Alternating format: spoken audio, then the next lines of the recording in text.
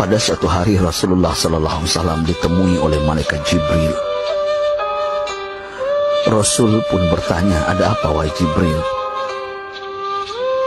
Jibril menjawab, "Wahai Muhammad, sesungguhnya hari ini Allah Subhanahu wa Ta'ala sedang mengobarkan nyala api neraka, dan seluruh para malaikat amat ketakutan.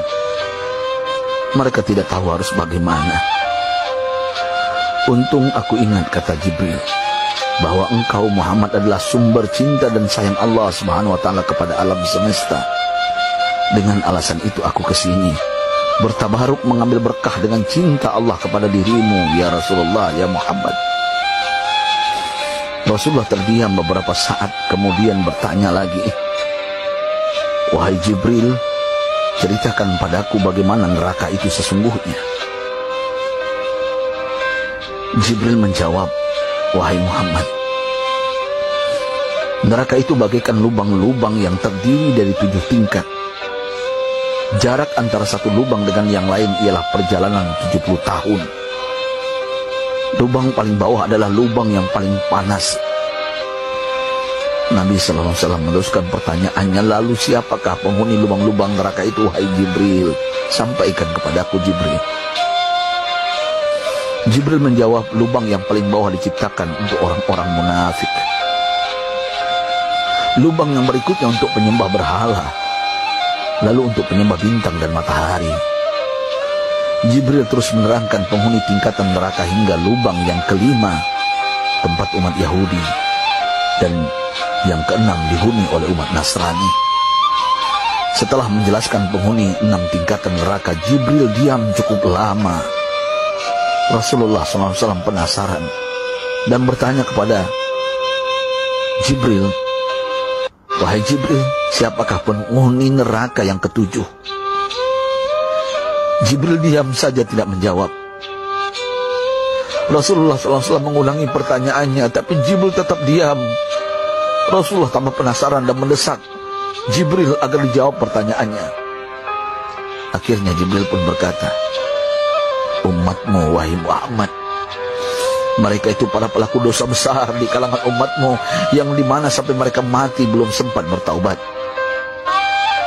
Mendengar jawaban Jibril, Rasulullah langsung jatuh pingsan. Jibril merangkulnya dan meletakkan tubuh baginda di atas pangkuannya. Tak berapa lama Rasulullah SAW sadar dan langsung menangis bersimbah air mata dengan terisak-isak. Rasulullah mempertegas pertanyaannya, "Wahai Jibril, apakah benar ada di antara umatku yang masuk neraka?" Jibril menjawab, "Benar, wahai Muhammad, pelaku dosa besar di antara umatmu yang belum bertaubat." Setelah itu Rasulullah menghadap kiblat dan sujud kepada Allah dalam isak tangisnya. Sesekali dengan suara pelan beliau membisikkan kata-kata, "Ummati ya Rabb, ummati, ummati, ummati." Beliau SAW tidak mengangkat kepalanya dalam keadaan seperti itu selama 3 hari 3 malam, kecuali setiap Bilal bin Rabah mengumandangkan azan, barulah beliau bangkit untuk menjadi imam, dan setelah itu kembali sujud lagi. Pada hari ketiga Abu Bakar menyadari hal ini, beliau mengetuk pintu Rasulullah dan mengucapkan salam 3 kali, namun tidak terdengar jawaban. Abu Bakar sedih dan berseru di hadapan pintu Nabi besar Muhammad SAW, "Apakah ada jalan untuk masuk ke rumahmu ya Rasulullah?" Tetap tidak ada jawaban. Di jalan Abu Bakar bertemu sahabat Umar. "Mengapa engkau menangis, wahai Abu Bakar?" kata Umar. Abu Bakar menceritakan keadaan Rasulullah SAW. Maka Umar pun melangkah menuju rumah Rasulullah, dan terjadilah hal yang sama. Umar pun pulang dan menangis. Di jalan Umar bertemu sahabat Salman Al-Farisi. Dengan terisak Umar bercerita kepada Salman hingga membuat dia amat sedih, namun tidak berani mengulangi hal yang sama.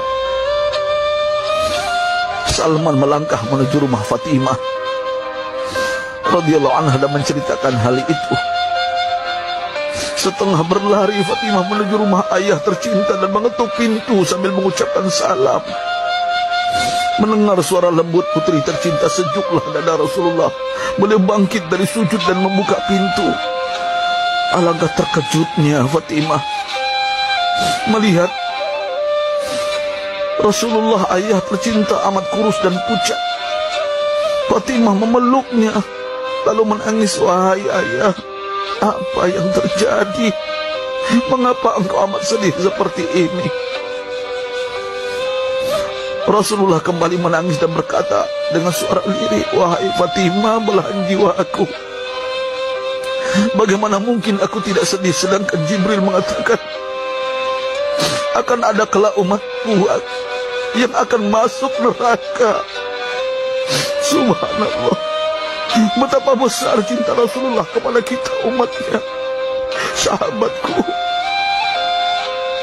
Rasulullah mencintai kita. Antaman ma'aman ahbab, engkau akan berkumpul dengan orang yang kau cintai. Mari kita mencintai baginda Nabi besar Muhammad SAW yang mencintai kita umat yang tidak rela kita masuk neraka. Mari kita mencintai beliau dengan berselawat.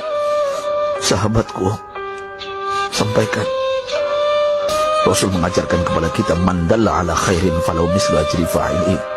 Siapa yang menunjukkan kepada kebaikan, maka dia akan mendapatkan pahala seperti orang yang mengerjakannya. Mudah-mudahan ini menjadi pahala jariah bagi kita.